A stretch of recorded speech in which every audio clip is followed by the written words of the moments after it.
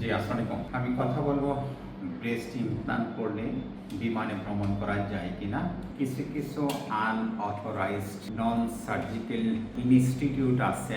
আমি এনাদের কাছ থেকে বেশ কিছু পেশেন্ট পেয়ে থাকি। ওনারা পেশেন্টকে মোটিভেট করে যে ব্রেস্ট ইমপ্লান্ট করলে বিমানে উঠলে নাকি ফেটে যায়।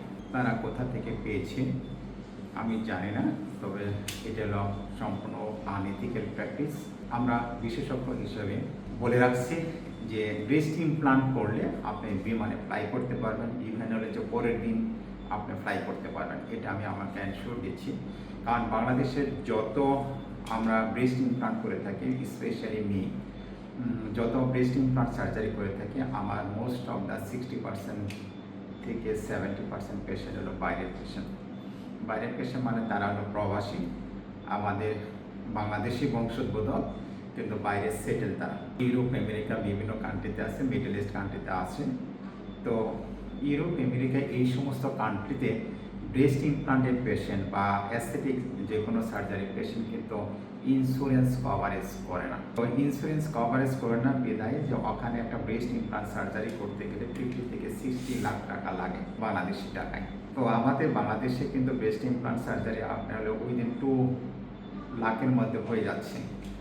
সুতরাং যারা ব্রেস্ট ইমপ্লান্ট করেন প্রবাসী বা বাংলাদেশি বংশোদ্ভূত আমেরিকান সিটিজেন অথবা ইউরোপিয়ান কান্ট্রিতে সিটিজেন, ওনারা সাধারণত বাংলাদেশে ঘুরতে আসেন, একই সঙ্গে এই সমস্ত aesthetic surgical procedure specially breast implant surgery করে থাকেন।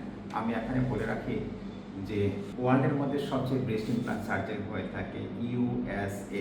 এরা কিন্তু কন্টিনিউয়াসলি মুভ করেন, কন্টিনিউয়াসলি তারা মুভ করেন।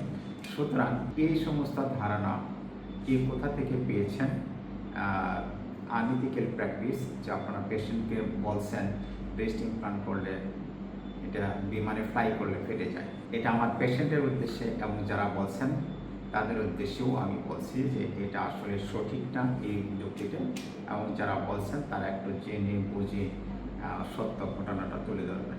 আমি শুধুমাত্র ডাক্তারদের দোষ দেবো না, কারণ ডাক্তার ছাড়াও কিছু নন সার্জিক্যাল প্র্যাকটিস করে থাকেন যারা ডাক্তার না।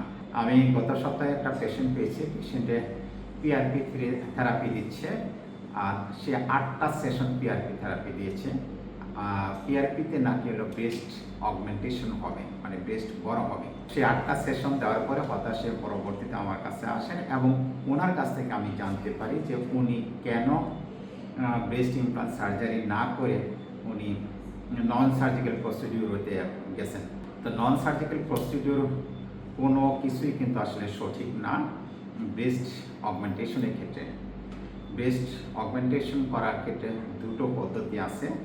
একটা হলো ফ্যাট ট্রান্সফার, আমরা সাধারণত পেট থেকে ফ্যাট নিয়ে ব্রেস্টে দিয়ে থাকি, সাধারণত এই ক্ষেত্রে 2 থেকে 3টে সেশন লাগে। আরেকটা হলো breast implant surgery. Breast implant surgery এটা হলো সেফ প্রসিডিওর, একদমই সেফ প্রসিডিওর। আমরা যে ইমপ্লান্টটা ব্যবহার করে থাকি সেটা হলো silicone gel implant, high profile, micro texture এবং রাউন্ড শেপ, এই সমস্ত ক্যারেক্টারিস্টিক্স।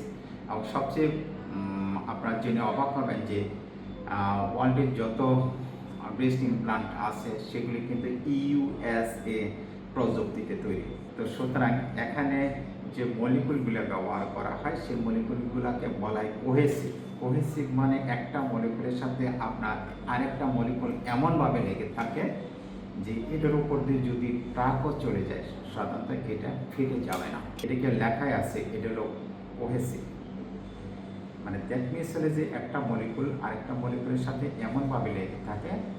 আমি সাধারণত আমার পেশেন্টদেরকে আসলে আমি ব্রেস্ট ইমপ্লান্ট দিয়ে থাকি, হাতে দিয়ে থাকি, যে আপনি প্রেস করেন, যে কোনোভাবে ফাটানোর চেষ্টা করেন, যা ইচ্ছা তাই করতে পারেন, নো প্রবলেম। আমি প্রত্যেকটা পেশেন্টকে দিয়ে থাকি। ইনভেরিয়েবলি আমি বলছি ব্রেস্ট ইমপ্লান্ট সার্জারি আপনি নিশ্চিন্ত করতে পারেন, বিমানে ফ্লাই করতে পারেন, পরের দিন থেকে কোনো ফেটে যাবে না। আর আমাদের বাংলাদেশি যে পেশেন্টগুলো থাকে সাধারণত রাজশাহী থেকে আসেন, চিটাগাং থেকে আসেন, এনারা কিন্তু বিমানে এসে সকালবেলা অপারেশন করে পরের দিন সকালে অথবা ওই দিনই বিকালে ফ্লাই করেন। সুতরাং আপনি এই থেকে বুঝতে পারছেন যে ব্রেস্ট ইমপ্লান্ট সার্জারি কতটুকু সেফ। Thank you all.